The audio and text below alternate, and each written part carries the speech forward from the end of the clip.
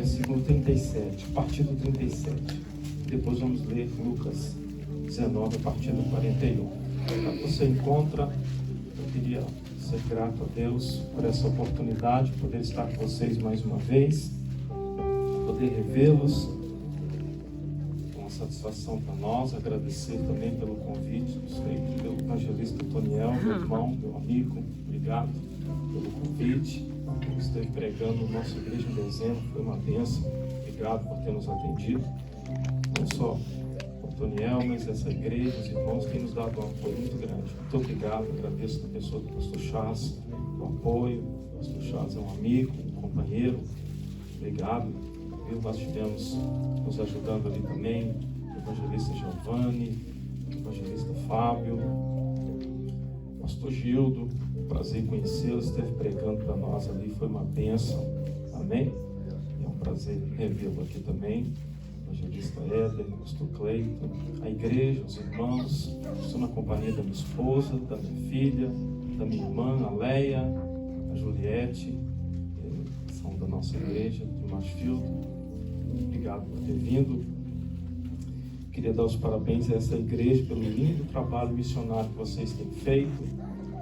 Parabéns ao evangelista Toniel, a Renara, que são os coordenadores de missões, todos vocês empenhados na obra missionária, vendo os vídeos ali, vendo as declarações dos missionários, missionários Ias, alegria no rosto das crianças, de receber, além da palavra de Deus, o ensino, receber atenção, carinho, assistência.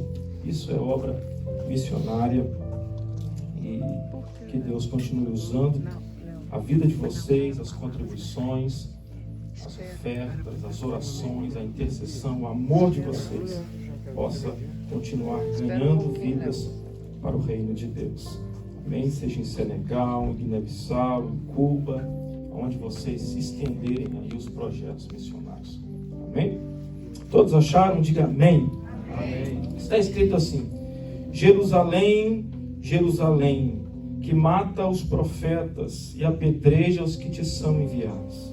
Quantas vezes quis eu ajuntar os teus filhos, como a galinha junta os teus pintos, os teus pintinhos debaixo das asas, e tu não quisestes. Eis que a vossa casa ficará deserta. Agora Lucas capítulo 19. A partir do versículo 41. Eu vou esperar você abrir e ler. Você que trouxe o seu exemplar da Bíblia, você que trouxe, quem sabe, o celular. Acompanhe a leitura aí. Amém? Lucas 19, a partir do versículo 41.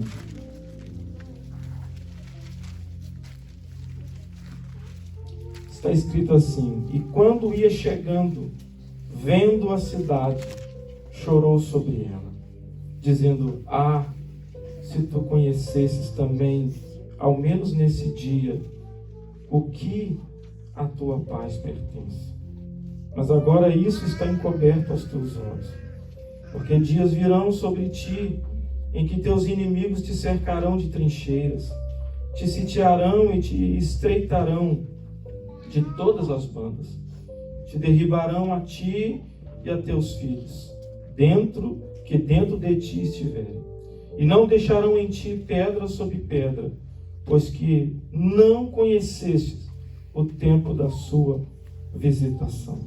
Pois que não conheceste o tempo da sua visitação. Pode se sentar, por gentileza. Obrigado pela reverência e a gentileza de colocar-se de pé. Meus queridos, Jesus, ele, nessa ocasião, está reunido com seus discípulos para tratar a respeito daqueles que haviam ocupado o lugar e a cadeira de Moisés. Se você for ler o início do capítulo 23, você vai entender que Jesus está reunido com os discípulos para falar a respeito da liderança espiritual, religiosa dos judeus, os escribas e os fariseus, e como eles haviam distanciado do propósito de Deus. Jesus vai alertar a eles a respeito desses homens. vai dizer, olha, ouça eles, né, o que eles ensinam, mas não façam o que eles fazem. Jesus vai falar daí, vai chamar eles de hipócrita, vai chamar eles de raça de víbora, vai dizer que eles espantam o mosquito e engolem o camelo, vai dizer que eles colocam fardo pesado sobre os outros, mas eles mesmos não conseguem carregar. Eles entram na casa das viúvas e devoram as casas das viúvas com preceitos de longas orações. Enfim, ele vai falar da hipocrisia dos religiosos. E quando ele chega no versículo 37, ele vai direcionar as suas palavras a Jerusalém, a nação que mais recebeu a intervenção de Deus. Foi sobre esse povo que Deus mais operou milagres, sinais, prodígios. Ele vai falar do povo que ele escolheu para a sua herança. Jesus vai olhar para a sua cidade, entendendo que os gentios receberiam a palavra, que os gentios receberiam como Salvador, sendo que os seus próprios compatriotas virariam as costas para ele. De aqueles que receberam tanto de Deus. Porque se formos olhar a história, quem era Jerusalém? Quem era esse povo? Foi Deus que deu expressão a esse povo. Jerusalém, como cidade, ela foi resgatada por Davi em 2 Samuel capítulo 5. Ela que teve vários nomes, foi chamado de Salém, lá em Gênesis capítulo 14, quando o seu rei era Melquisedeque e também sacerdote. Ela foi chamada de Jebus, porque os jebuseus habitavam nela tempos depois, em Josué capítulo 10. Mas em 2 Samuel capítulo 5, Davi vai conquistar essa cidade. E essa cidade vai passar a ser a capital do Reino Unido de Israel. Porque Davi reinou sobre Hebrom 7 anos. Mas depois que ele uniu todo o reino e conquistou Jerusalém, ele transfere a capital para Jerusalém. Ela vai ser a capital política, religiosa, social, econômica de todo o reino. Ela vai ser a referência da nação. E olhando ela como cidade, o seu nome Jerusalém, lugar de paz. Obrigado, meu.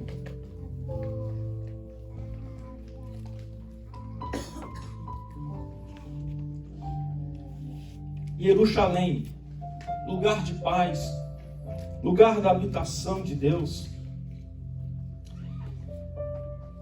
Essa cidade conquistada por Davi passa a ser o centro religioso de toda a nação. E como povo, falei como cidade, ela que fica em cima do monte, o pastor Charles esteve lá, né? Fica em cima do monte, localizado a cerca de 1/3 de distância, que vai da extremidade do norte do Mar Morto até o Mar Mediterrâneo, nas montanhas da Judéia, estabelecida a 800 metros acima do nível do mar. Davi conquista essa cidade e passa a ser a fortaleza de Sião, a cidade de Davi, a cidade do grande rei. É a cidade como lugar, como geografia, como terra. Mas Jerusalém como povo, eles foram chamados, ou levantados, ou escolhidos por Deus através de Abraão em Gênesis 12. Deus faz uma aliança com Abraão. Deus faz um propósito com Abraão. Tira ele da terra de Ur dos Caldeus, de Arã, e dali Deus vai trabalhando no coração de Abraão. Tira ele do lugar de idolatria. Tira ele de um lugar pagão e vai trabalhando no coração de Abraão, fazendo ele viver por fé. E Deus faz uma aliança com Abraão e diz: olha, a sua descendência será grande, grande será o seu povo, os seus filhos. E não só isso, além de Deus fazer uma aliança com ele, Deus diz: em ti serão benditas todas as nações da terra. E eu vou dar a vocês uma terra que mana leite e mel. E Deus chama através de Abraão esse povo. Depois vem Isaac, Jacó, os seus filhos. Eles descem ao Egito, 75 pessoas aproximadamente. Ficam no Egito aproximadamente 430 anos.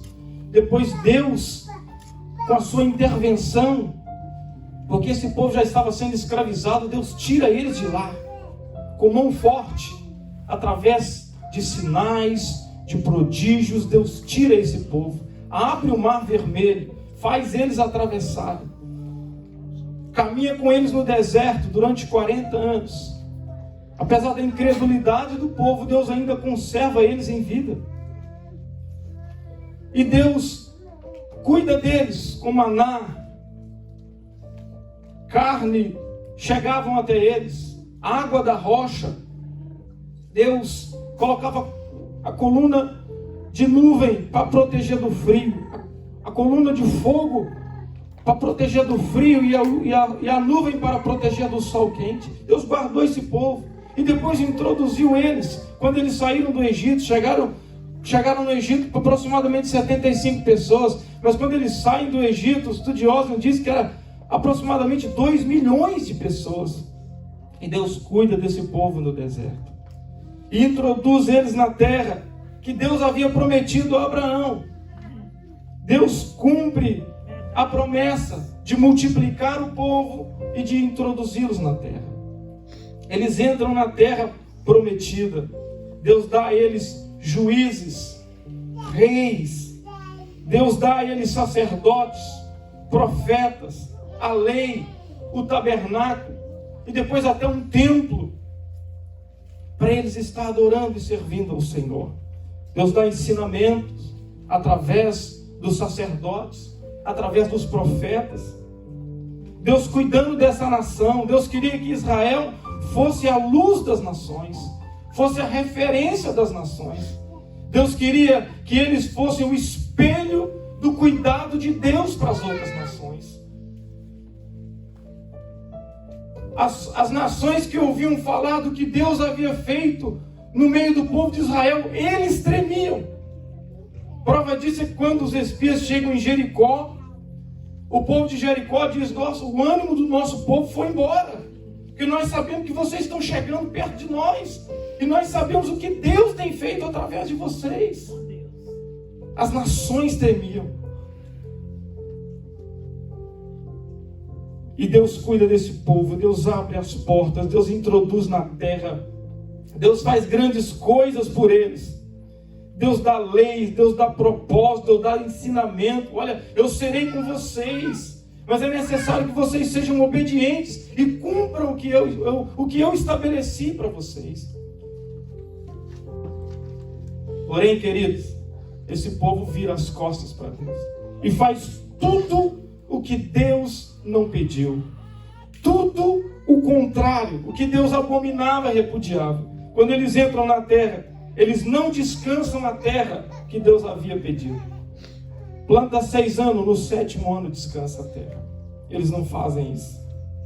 Tratou mal o imigrante, o estrangeiro, não libertou os escravos no ano do jubileu, porque no ano do jubileu eles festejavam e liberavam os escravos. Eles não fizeram isso. Oprimiram os escravos. Não somente isso, adoraram outros deuses, adoraram a Baal, a Astarote, a Moloque. A palavra de Deus diz que o próprio rei Manassés queimou seus filhos a Moloque, que era um deus feito de bronze, com a barriga aberta, e tinha brasas, e acendiam essas brasas, e as crianças eram jogadas lá dentro. Cometeram injustiças, oprimiram o pobre, se apegaram às tradições religiosas e deixaram o altar da comunhão com Deus. Se tornaram orgulhosos, soberbos, insensíveis e arrogantes. Meu Deus. E o que Deus fez? Deus enviou os seus profetas. Deus enviou os seus profetas para corrigir o povo, para ensinar, para tratar da situação que estava acontecendo. Porque, queridos, Deus escolheu esse povo, Deus levantou esse povo, mas quando erravam, Deus enviava os profetas para corrigir. Porque por mais que fosse o povo escolhido de Deus, por mais que seja alguém que Deus levantou, que Deus salvou, que Deus usa, mas se errar, a correção de Deus virá. Porque Deus não entra em conluio com o pecado. Deus não se associa com o erro. Deus não tem filhos prediletos para passar a mão em cima do pecado e dizer: é meu filhinho. Não. A Bíblia diz que Deus corrige a quem Ele ama. Nós estamos vivendo um tempo onde, na atualidade, querem proibir os pais de corrigir os filhos. É a geração que não corrige os filhos. A geração passada foi corrigida pelos pais e evitou muitos erros. Agora essa geração que não é corrigida, o que vai ser dela? É a geração que o filho pega um carro, usa droga, usa bebida alcoólica, atropela e mata alguém, e o pai vai lá dizer: meu filhinho querido, vou te tirar daqui. Quando na verdade deveria dizer: eu vou te visitar todos os dias, mas você não vai sair daqui, você vai pagar pelo que você fez. Meu Deus. Pode cortar o coração do pai, mas isso é amor. E Deus enviou os seus profetas para corrigir o povo, para falar da iniquidade, para falar do pecado, para falar da conversão, da mudança de vida.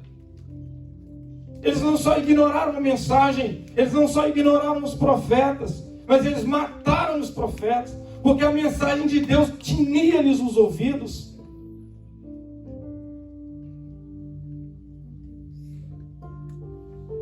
Profetas como Jeremias, que profetizou: olha, pela maldade, a perversão, a incredulidade, a idolatria de vocês, o abandono de Deus, o cativeiro babilônico virá sobre vocês, e vocês não terão como fazer nada. No capítulo 26, depois vocês podem ler, após Jeremias entregar as profecias que Deus lhe havia dado, os vaticínios de Deus, os oráculos de Deus para aquela nação, para aquele povo, a Bíblia diz que os líderes religiosos, enfurecidos, queriam matar Jeremias. Ele levanta no meio do povo e diz assim: eu não tenho como me defender, eu apenas estou falando aquilo que Deus me mandou dizer. Se quiserem me matar, pode me matar, mas o meu sangue cairá sobre vocês. Vocês vão pagar o preço de um profeta que simplesmente está falando aquilo que Deus mandou. Meu Deus. Então levantou alguns líderes e disse: olha, vamos tomar cuidado. Se nós tirarmos a vida desse homem, o sangue dele cairá sobre nós e nós vamos pagar o preço. Lembra do profeta Urias? Lembra do profeta Urias, filho de Semaías, de Queriate Jearim? Ele profetizou contra a rebeldia do nosso povo. Foi ameaçado de morte, teve que fugir para o Egito. Está no capítulo 26 de Jeremias. O rei Joaquim mandou seus enviados a trazer ele de lá, e quando trouxe na presença do rei Joaquim, ele o matou e ainda o sepultou na cova de um homem comum. Jeremias não foi morto, mas foi ameaçado de morte. Feriram-lhe na face, bateram no rosto dele por um suposto pseudo profeta chamado Ananias. Jogaram num poço de lama.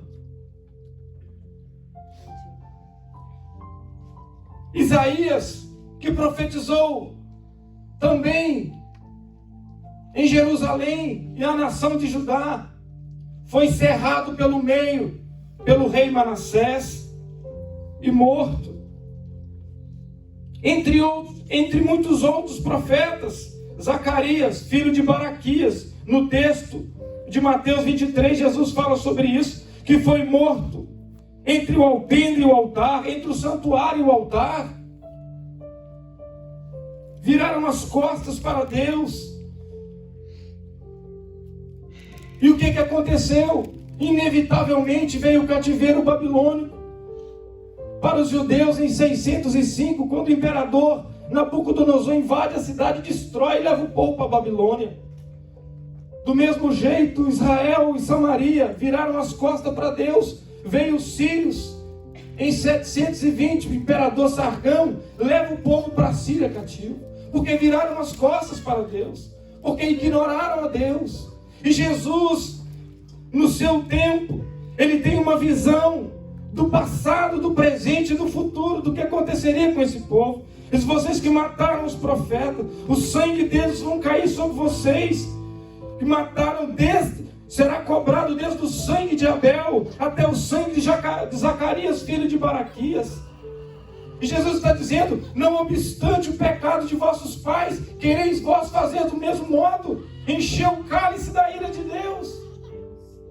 Encheis vós, pois, a medida de vossos pais. Versículo 32 do capítulo 23. Assim como os vossos pais encheram a medida da ira de Deus, vocês estão fazendo do mesmo modo. Vocês dizem: se nós estivéssemos no tempo dos nossos pais, não matariam os profetas. E Jesus diz: vós mesmo confessais com a vossa boca que vós sois filhos daqueles que mataram os profetas. Jesus olha e não há diferença dos tempos dos profetas do seu tempo. Enquanto que ele era abraçado pelos gentios, ele era ignorado pelos seus. Viravam as costas para ele, não queriam ouvir ele. Diziam: você é maior do que o nosso pai Abraão. Quem é você? Nós temos a lei, os sacerdotes, temos os profetas como os pais. Quem é você? Os seus discípulos não jejuam, não lavam as mãos, não limpam os talheres. Queriam tratar de tradições com Jesus. E Jesus falando: eu estou falando daquilo que sai do coração e não daquilo que entra. Eu estou tratando do interior, eu não estou tratando do estereótipo, eu estou tratando de dentro para fora. Eu estou falando de essência, eu estou falando do que é importante. Largai as tradições e ouvir a voz de Deus. Era isso que Jesus estava dizendo. Ele via que no seu tempo o povo estava virando as costas como no passado. Tinha um instinto assassino, rebelde, ignorante como seus pais. Porque por diversas vezes tentaram matar Jesus também. Ele saía pelas multidões no meio do povo, mas ameaçavam ele, queriam matá-lo. Quando descobriram que ele tinha ressuscitado a Lázaro, Lázaro também foi ameaçado de morte.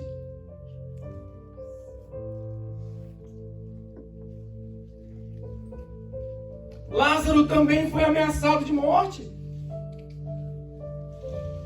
Jesus sabia que esses seriam que iam perseguir os apóstolos. Observe no capítulo 23 que nós lemos: portanto, eis que eu vos envio profetas, sábios e escribas. A um deles matareis e crucificareis, a outros deles açoitareis nas vossas sinagogas e os perseguireis de cidade em cidade, para que vos caia sobre vós o sangue, desde Abel a Zacarias. Eles não eram apenas filhos dos que mataram, eles também eram assassinos e matavam. Foram eles que apedrejaram Estevão. Foram eles que apedrejaram Paulo e por diversas vezes tentaram matar Paulo.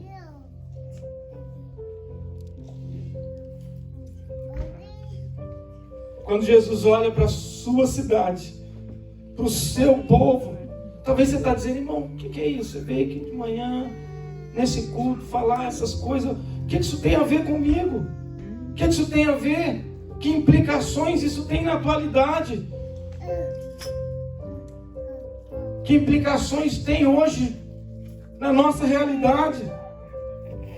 Quando Jesus fala Jerusalém, Jerusalém, Ele está dizendo: logo vocês, Jerusalém, logo vocês que tanto recebeu de Deus. Falava com quem conhecia, com quem recebeu investimento, com quem recebeu ensinamento, proteção, provisão. provisão, sinais, milagres, palavra, a lei, ensinamentos. É isso. O que tem a ver comigo? Nós somos as gerações que mais ouvimos palavra de Deus. Nós somos o povo que mais recebemos ensinamentos. Desde o Brasil, aqui na América, que é um país que enviou missionários para tantos lugares. O que tem a ver comigo? Você frequenta a igreja assim como eu? Ouvimos a voz de Deus, a palavra de Deus, os profetas de Deus, semanalmente, mensalmente, anualmente. Estamos aqui ouvindo Deus falar, usar os seus profetas, usar os seus ministros. E como vamos responder à voz de Deus? Qual vai ser o nosso comportamento semelhante àquele povo? Viver indiferente à vontade e os propósitos de Deus, vivendo uma vidinha cristã mais ou menos?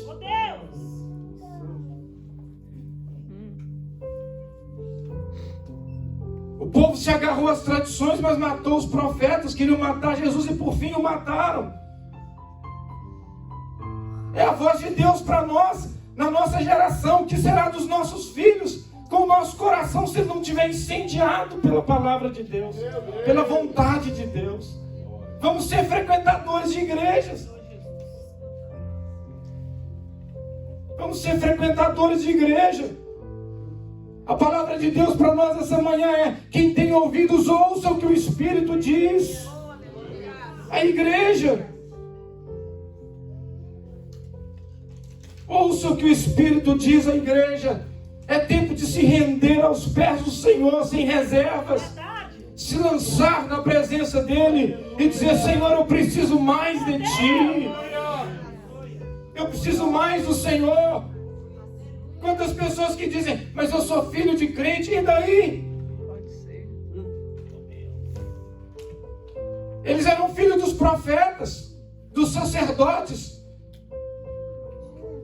Contudo, não corresponderam a um chamado de Deus.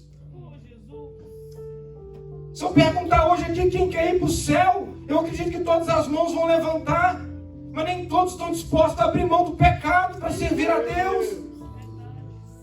Nem todos nós estamos dispostos a andar com Deus. Queremos ir para o céu, mas queremos fazer do nosso jeito. Queremos ter os nossos pecadinhos, os nossos caprichos, a nossa vidinha.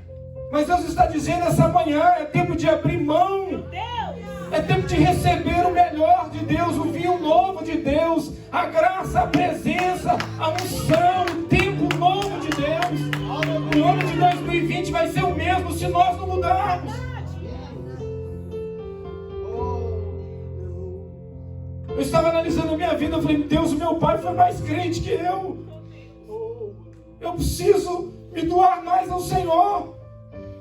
E não é apenas performance, não é apenas trabalho e ativismo. É o amor e o coração devoto às coisas de Deus. Não quer dizer quem faz mais ou menos, mas é fazer com amor. Se perguntarmos quem quer ir para o céu, todos vão levantar a mão, mas nem todos estão dispostos a abrir mão do erro. É como se alguém fosse no médico e dissesse para o médico: eu quero que você me dê saúde, mas por favor, não tira a doença de mim, não. É a mesma coisa. Eu quero ter saúde, mas não tira de mim a doença. Assim são aqueles que querem ser religiosos e ir para o céu, mas contudo não mudam de vida, contudo não se entregam a Deus, contudo não se convertem. Isso eu falo para mim. Eu preciso me doar mais a Deus e a sua obra. Precisamos nos doar mais a Deus e a sua obra. Vai fazendo uma análise da sua vida enquanto eu prego e ouça o que o Espírito diz ao seu coração. Se essa manhã você está disposto a sair do mesmo jeito ou fazer uma aliança com Deus. Deixa Ele trabalhar aí no seu coração. Para quem sabe no final do culto você diga: eu quero mais de Deus. Eu quero fazer uma aliança, eu não quero ser o mesmo. Eu quero andar com Deus, eu quero colocar os meus talentos para funcionar na casa de Deus. Eu quero dar fruto, eu quero servir, eu quero amar. Você não foi trazido para a América simplesmente para ganhar dinheiro. Deus te trouxe para usar a sua vida, para você ser uma bênção nesse lugar. E Jesus vai dizer: Jerusalém, Jerusalém, que mata os profetas. Quantas vezes eu quis ajuntar vocês debaixo das minhas asas, mas vocês não quiseram. O apelo amoroso, singelo e gentil de Jesus. Observe que ele está falando com um povo incircunciso, um povo rebelde, um povo que rebeliou, que virou as costas, um povo incrédulo, um povo de instinto assassino e não apenas idólatra, mas um povo que virou as costas para ele. Ele diz: Jerusalém, quantas vezes, Jerusalém, eu quis juntar vocês debaixo das minhas asas. Meu Deus! Como um pai, como uma mãe que cuida. É Jesus nos chamando nessa geração para entrar debaixo das suas asas. Como a galinha protege seus filhos. Quem já teve criação de galinha aí sabe. Quando a chuva cai torrencial, ela chama os seus filhotes e põe eles debaixo das asas. Glória a Deus. Quando as aves de rapinas começam a sobrevoar o céu, ela, pela sombra que ela olha para baixo, pela sombra ela consegue perceber, ela chama os seus filhotes, e é eles que têm que correr debaixo das suas asas. Não é ela que sai catando um por um, ela chama e cada um entra debaixo. É hora de entrar debaixo, de não ficar fora. É hora de entrar por baixo das asas do Senhor. A Bíblia fala no Salmo 91, aquele que habita no esconderijo do Altíssimo, a sombra do Onipotente descansará. Direi do Senhor: Ele é o meu Deus, o meu refúgio, a minha fortaleza, e nele confiarei, porque Ele te livrará dos laços perniciosos, e debaixo das suas asas estará seguro. Debaixo das tuas asas estará seguro. Não há segurança fora de Jesus, não há segurança nesse mundo, mas debaixo das suas asas nós estamos seguros. Como uma mãe ele chama, porque ele sabia que as consequências viriam. O perigo de ficar fora de baixo, ficar fora das asas. É perigoso ficar fora do abrigo, é perigoso ficar fora da proteção, é perigoso demais. Porque o inimigo está ao derredor buscando quem possa tragar, como um leão rugindo, buscando quem possa persuadir, enganar e levar pelos instintos, pelas vontades, pelos desvaneios desse mundo, pelas más influências. É tempo de correr para debaixo das asas dele, não é tempo de ficar distraído. As aves de rapina estão aí buscando a quem está disperso, fora do aprisco, fora da proteção. Quantas vezes eu quis ajuntar vocês, mas vocês quiseram fazer outras coisas. Vocês criaram seus próprios destinos, vocês criaram seus próprios objetivos e fugiram de mim. Diante de tudo, Jesus não está cheio de ira, Jesus não está iracundo, cheio de raiva, de rancor, de mágoa, de ranço desse povo, não. O apelo dele é um apelo amoroso. Para a nossa geração é um apelo amoroso. Não basta apenas ser filho de crente e conhecer Bíblia, é importante estar em comunhão com Ele. Porque estar debaixo das asas dele não é só proteção, mas é intimidade, é relacionamento.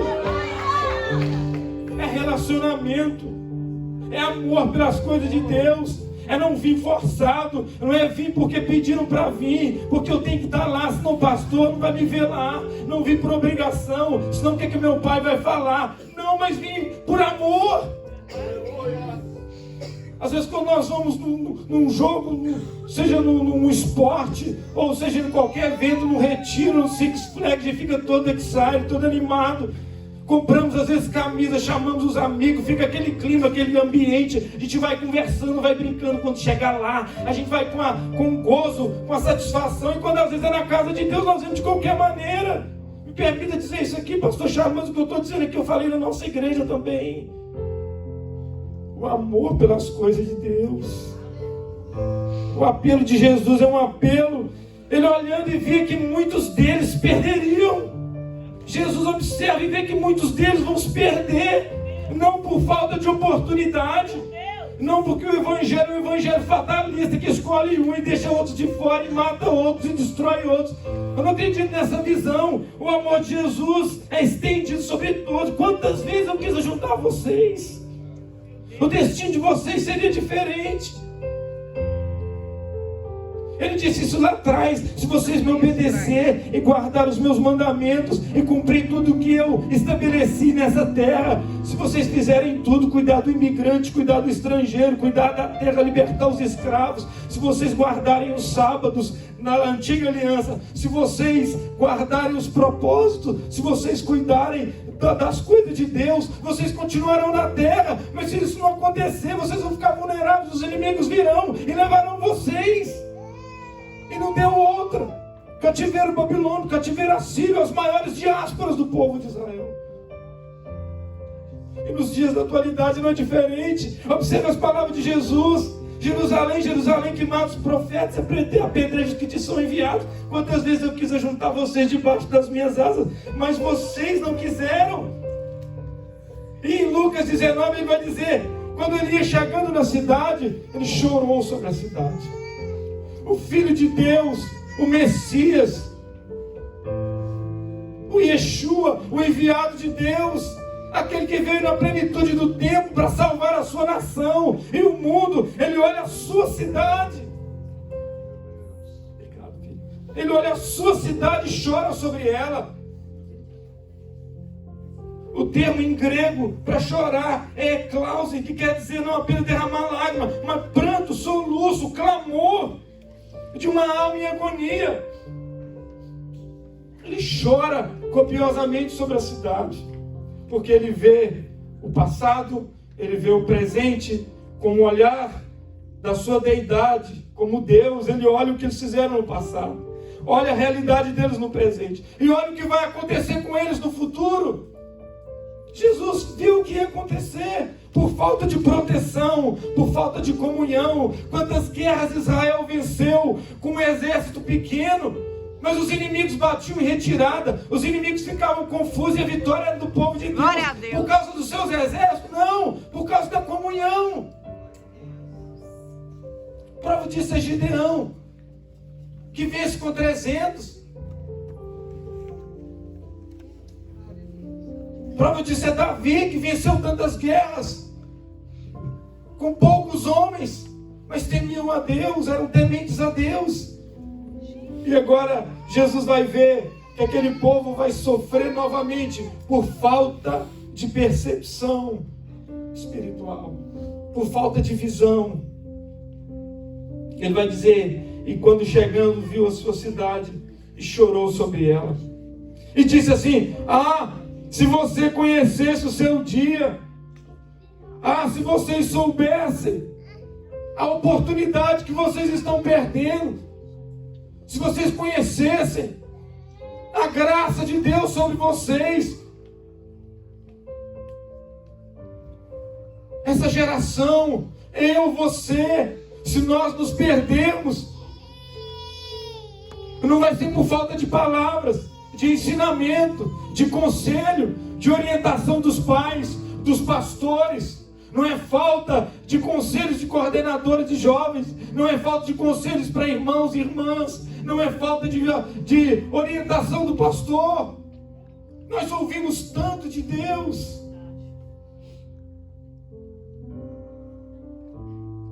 Se vocês conhecessem o seu dia, e é que a tua paz pertence, mas os olhos de vocês estão encobertos, fecharam os olhos, eles não queriam ouvir.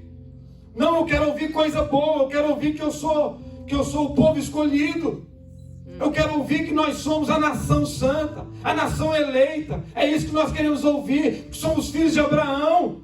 Jesus falou assim: se eu quiser, eu tiro, se quiser até de pedra sai filho de Abraão. Como assim? Jesus está dizendo: eu quero comunhão. O Pai quer comunhão, intimidade. E ele sabia que o perigo estava por vir, mas muitos iam se perder porque os olhos estavam fechados, não conseguiam ver.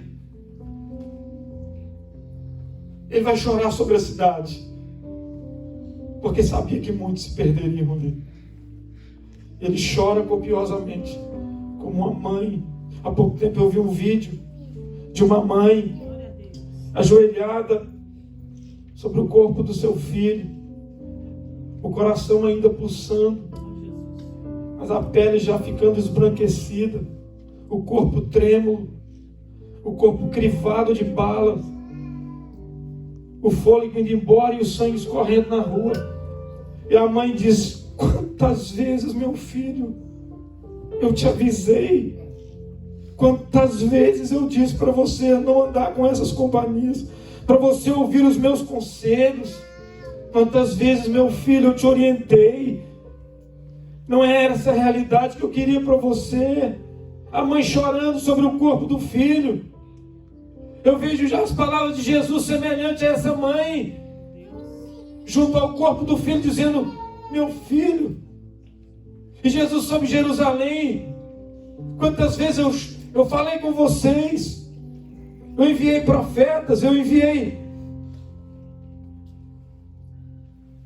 os meus ministros. Ele chora sobre a cidade.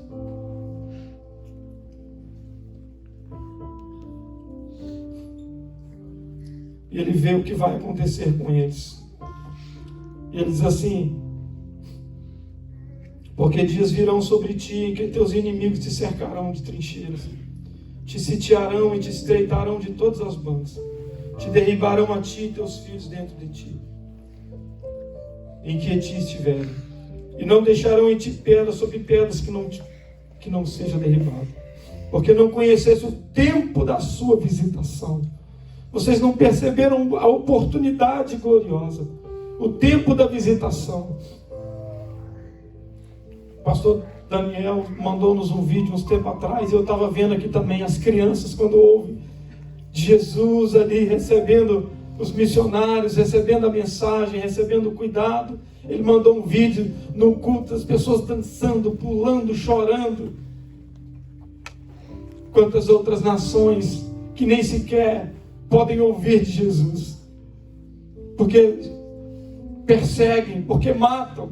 Quantas nações que possuem apenas folhas da Bíblia, não tem uma Bíblia completa, como na China, como na Coreia, como no meio dos povos árabes. Não podem carregar uma Bíblia, as reuniões são secretas, são folhas de Bíblia, e o povo lê aquele pedacinho de Bíblia e choram, com o coração ardendo na presença de Deus. E nós temos igrejas, nós temos Bíblia. Onde está o nosso zelo? Onde está o nosso zelo? É isso que Deus está nos cobrando essa manhã.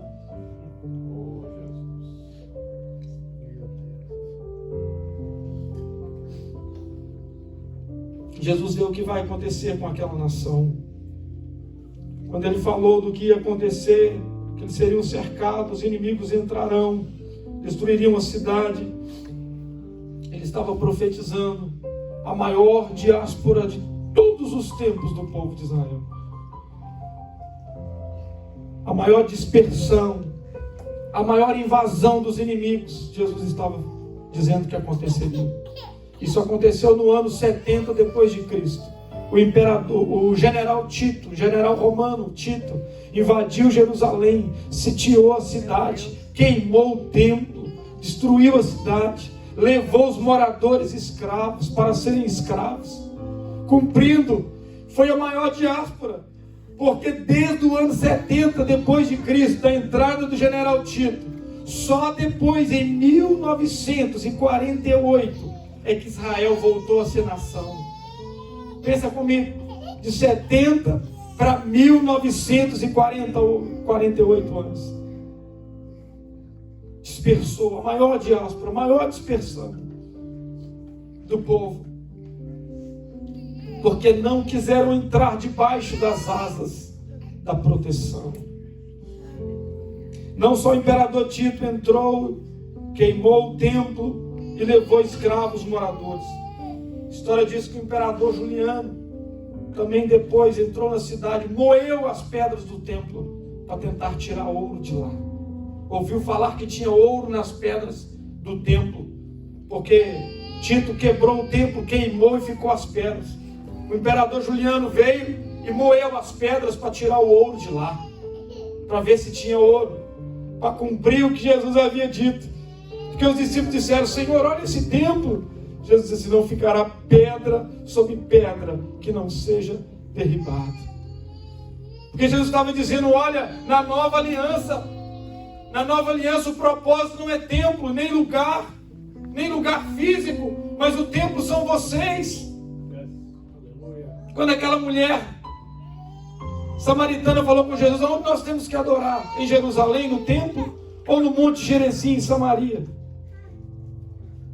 Ele falou assim: é chegada a hora em que Deus procura, e já chegou, em que Deus procura os verdadeiros adoradores, que o adorem em espírito e em verdade, e não apenas dentro do templo, e não apenas em um lugar específico, mas que adora aonde estiver, ele adora.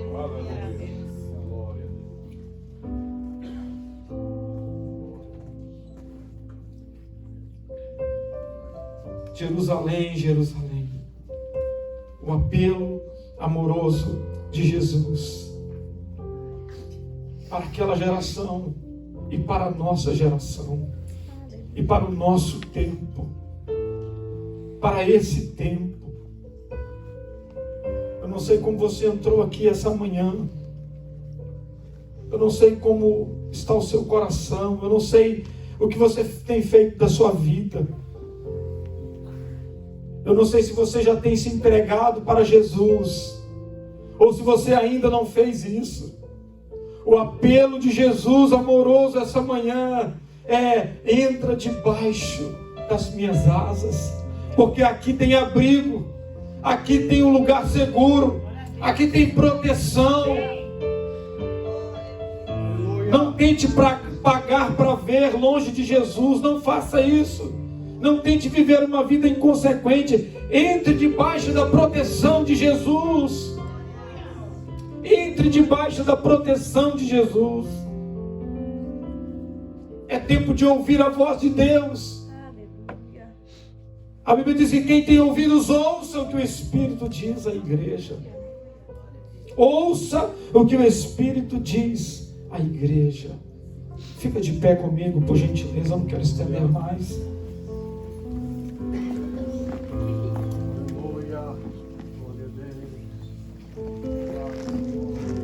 Mas eu não posso ir embora, porque eu sei que Deus falou no seu coração. Eu não posso ir embora sem te fazer o convite para você fazer uma aliança com Deus essa manhã.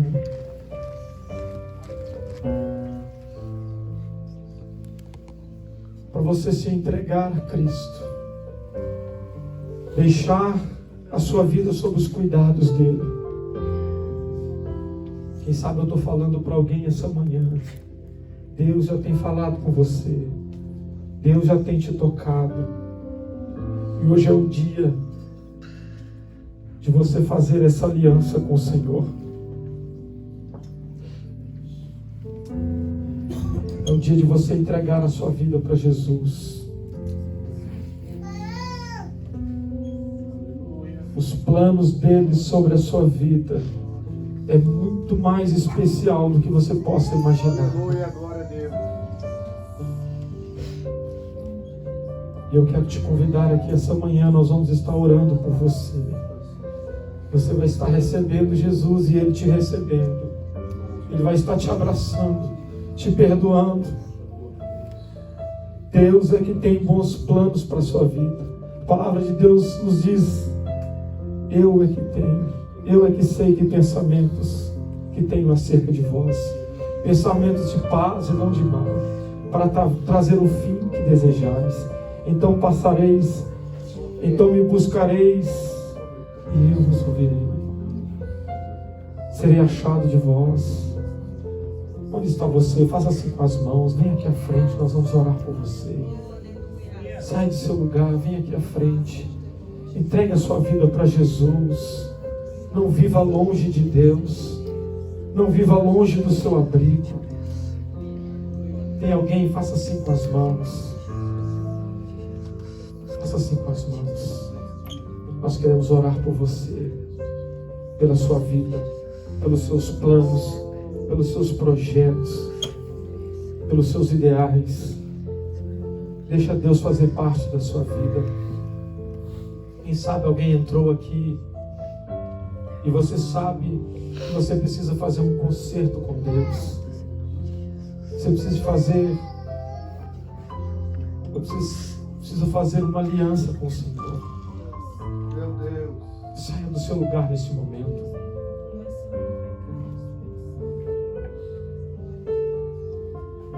Saia do seu lugar nesse momento. Tem alguém? Nós queremos orar pela sua vida.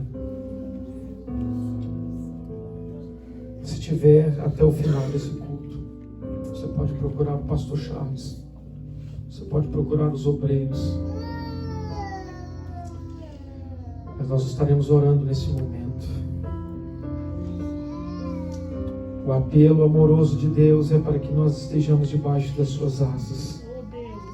É ali que nós estaremos seguros, protegidos de todo mal, de toda má influência. É ali que nós estaremos guardados das astutas ciladas do diabo, dos seus dardos inflamados. É na presença de Deus que somos protegidos de todo mal. O inimigo, ele vai ficar ao derredor, porque ao nosso redor estarão acampados os anjos do Senhor, e dentro de nós estará a presença do Espírito Santo. Não haverá condições para o inimigo. Eu quero orar com você. Talvez você não quer vir aqui à frente, mas aonde você estiver, confesse a Ele os seus pecados. Diga para Ele: me perdoa. Diga para Ele: segura nas minhas mãos. Me ajuda, Senhor. Eu não quero ser a geração que ouve o Evangelho e vira as costas para Deus. Eu não quero ser a geração que ouve de Deus e anda de qualquer maneira.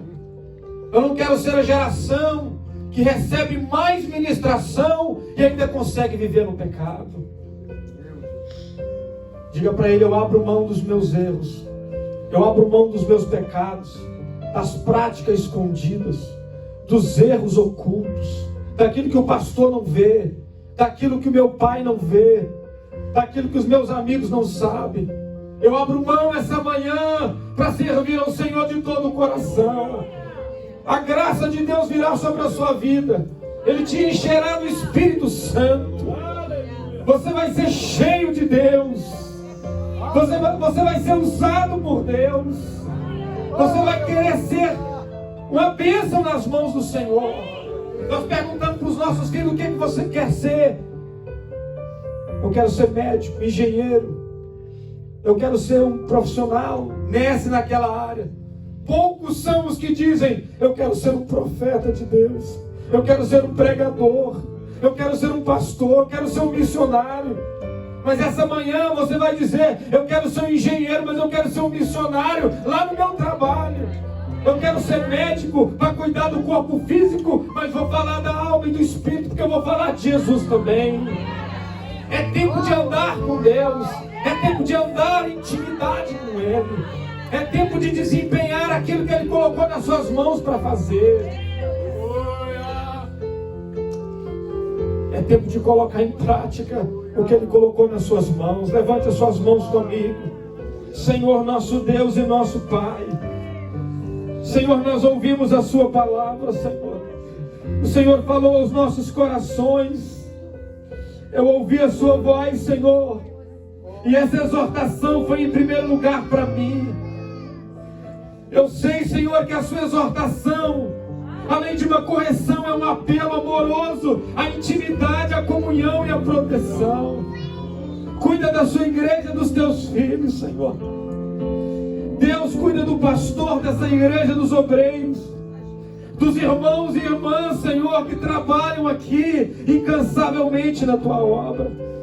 Senhor, aqueles que estão parados, estão na igreja, mas estão parados, Senhor, sem exercer alguma função. Essa manhã desperta, aquece o coração, renova, Senhor, aviva, enche essa alma, enche esse espírito, Senhor, enche essa pessoa, para que ele possa dizer: eu quero ser usado nas mãos de Deus, eu deixo o pecado, eu abandono o erro, porque eu quero andar com Deus, eu quero fazer a sua obra. E enquanto eles dizem isso, que a tua unção caia sobre eles. Enquanto eles dizem isso, que a tua glória caia sobre nós, que a tua unção nos visite, Senhor.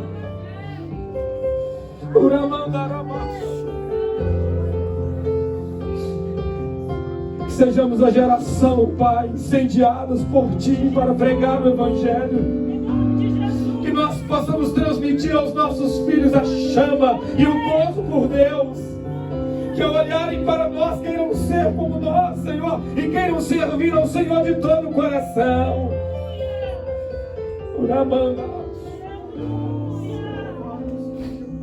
Renova, abençoa, cuida, enche do Teu Espírito, Senhor. Somente cheios do Teu Espírito é que nós conseguimos vencer o pecado. É somente cheios da sua graça é que nós abandonamos o erro. A religião não consegue fazer isso. A religião, ela consegue sustentar a prática do pecado, mas um crente cheio do Espírito não. Não há conivência de uma vida cheia do Espírito com o erro e com o pecado. É tempo de abandonar o erro para andar com Deus essa manhã.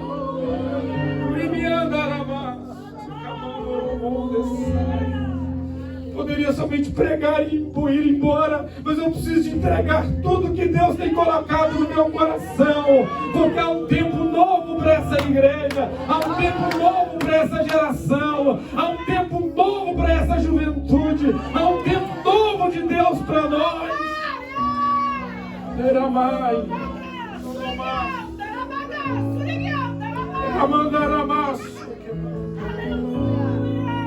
Diga alguma coisa para Deus que você nunca disse. Eu me arrependo, eu me rendo, eu me entrego, eu aceito, eu quero. Eu aceito viver os desafios da vida cristã. Eu abro mão pelo Senhor. Eu abro mão, Senhor.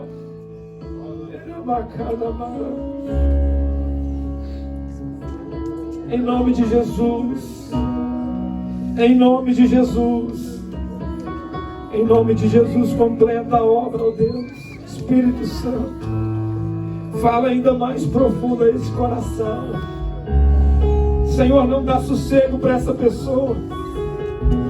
Não dá sossego para ele e para ela, Senhor. Desperta ela em sonhos. Desperta ela, Senhor, de noite. Ele vai acordar de madrugada e vai entender: Deus me chamando para orar. Senhor, mostra o quanto o Senhor ama. Ele não vai se perder, ela não vai se perder, porque ele vai ouvir a voz do Espírito. Ele não vai se perder, não vai ser preso no pecado, da mentira e do engano, do erro, dos vícios, das drogas. Será um profeta, um pastor, um missionário, um homem de Deus, uma menina, uma mulher comprometida com o Senhor. Para a diferença. Não será aquilo que os outros pensam. Você será usada por Deus. Você será usada por Deus. Por mais que você não entende como vai acontecer, mas vai acontecer. No tempo de Deus, na hora de Deus, na vontade de Deus. O que Ele quer é verdade, é sinceridade, é entrega. O que Ele quer é que você abra o coração e aceite o apelo e o chamado dele para a sua vida.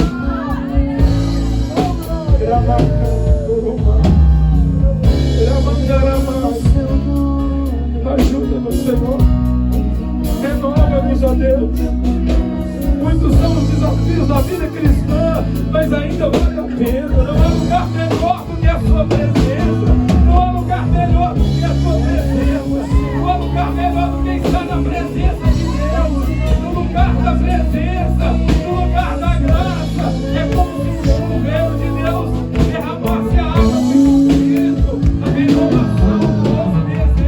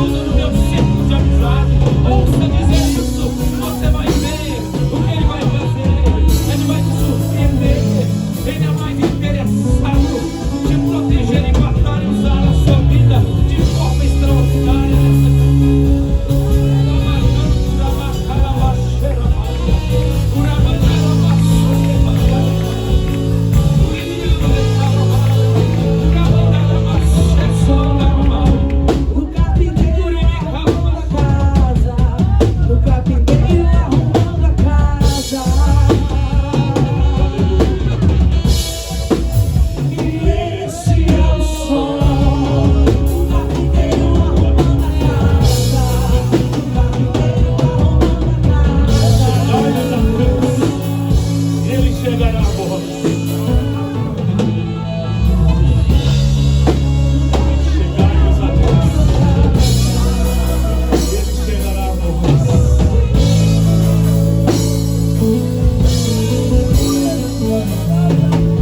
Chegai-vos a Deus. Como eu amo seu nome. Ele chegará a voz. Tens o nome mais lindo que eu conheço.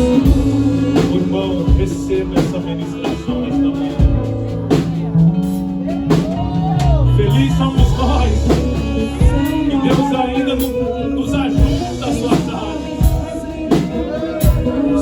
Que Deus ainda nos dá oportunidades. Que Deus ainda fala que nós somos os teus filhos amados. Feliz somos nós que os profetas ainda estão entre nós, os ministros de Deus. Para dizer há tempo. Há tempo. Esse é o tempo. Esse é o tempo. Talvez, irmãos, isso é tudo muito novo para você que está vindo aqui na casa do Senhor. Talvez de receber um convite, de firmar um compromisso, uma aliança com Deus. Mas eu tenho falado isso aqui na igreja, isso aconteceu semana retrasada, depois da ministração. O irmão chegou e falou: pastor, queima dentro de mim para me aceitar a Jesus como Salvador, mas eu não consigo lá na frente por causa que eu ainda não consegui desprender, mas eu quero aceitar a Jesus. A oportunidade de aceitar a Jesus, irmãos, é todos os tempos.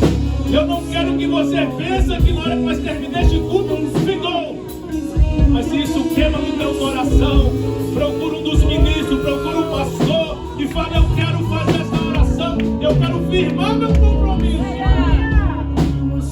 Buscai a Deus, chegai-vos a Deus, e Ele chegará a nós. Toda vez que decidimos nos relacionar, nos chegarmos perto de Deus, a manifestação dele para nós, ela vem com intensidade. Começamos realmente a conhecer quem Deus é. Que Deus abençoe a tua vida, a tua casa. Que Deus abençoe os seus dias. Que você não somente como foi ministrado na nossa vida, tenha conhecimento, mas você pode falar como Jó falou: Senhor, eu te conhecia de falar, de experiência dos outros, mas agora eu posso dizer que eu te conheço, porque eu te vi. Aleluia! Aleluia! É até difícil de terminar um culto como esse, quando o Espírito Santo está trabalhando e quer trabalhar mais. Onde o Espírito Santo está ministrando em nossa vida, onde Ele está alcançando não somente aqui, mas lá na tua casa também, os teus parentes, ou naqueles que você está aqui intercedendo por ele. Oh, aleluia!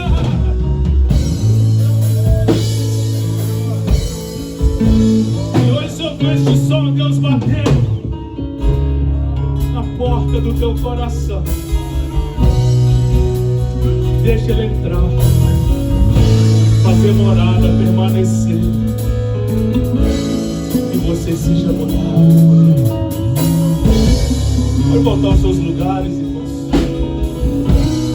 com a bênção, com a graça. Pastor Ziel, Deus te abençoe, querido. Vamos ministrar a palavra do Senhor aos nossos corações. Pastor Ziel é um amigo que